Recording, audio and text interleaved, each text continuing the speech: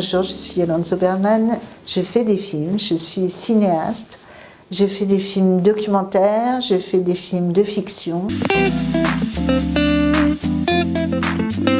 Mes films sont autour de sexe et politique, ou amour et politique. Je crois à la politique que dans l'intime. Et le plus intime, c'est le sexe. Je suis toujours à la frontière entre les communautés, à la frontière entre les couleurs de peau, à la frontière entre les religions. Je crois qu'on est ce qu'on voit, et on voit tous des choses différentes, et c'est ça qui est passionnant. Et sur une même image, on va tous témoigner d'autres choses, et le cinéma, c'est la possibilité d'avoir ces regards singuliers.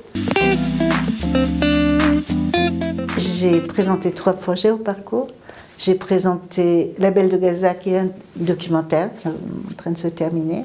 Au départ, je ne savais pas que ce serait une trilogie qui a commencé par Would You Have Sex with an Arab et puis ensuite par M. C'est des films que je fais dans la nuit israélienne. C'est toujours à travers le désir, la peur, les sentiments les plus intimes que les choses m'intéressent. Et le dernier, donc La Belle de Gaza, c'est des jeunes femmes trans arabes qui vivent à Tel Aviv et qui sont juste mais extraordinaires. Pour le deuxième projet, qui est La Main Bleue, c'est une série que j'écris sur une boîte de nuit à Montreuil qui a existé entre 76 et 80 et qui est totalement un mirage. Et voilà, et donc cette histoire qui se termine assez mal, j'avais envie de la raconter parce que c'était la première fois que je trouvais un sujet en France qui m'intéressait vraiment et où il y avait l'autre, la danse et la nuit. Et en faisant des recherches, je me suis aperçue que tous les clichés qu'on pouvait avoir étaient faux. Et ça, c'est extraordinaire. Ça, c'est une chose qui ne peut se passer que parce qu'on a le temps de chercher. C'est des choses passionnantes qu'on ne peut trouver que parce qu'il y a des gens qui vous racontent leur histoire et que tout d'un coup on comprend en profondeur.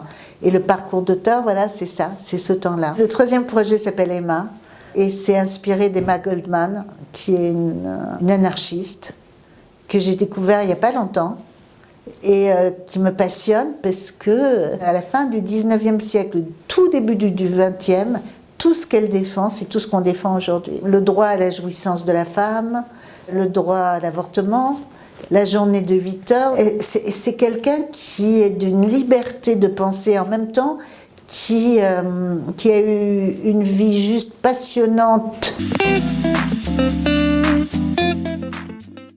En fait, le parcours d'auteur, c'est formidable. Moi, j'ai été des 2 côtés d'ailleurs du parcours d'auteur. Il y a un mot en latin, je crois, ça s'appelle le clinamen, je crois. C'est le presque rien qui fait que tout change.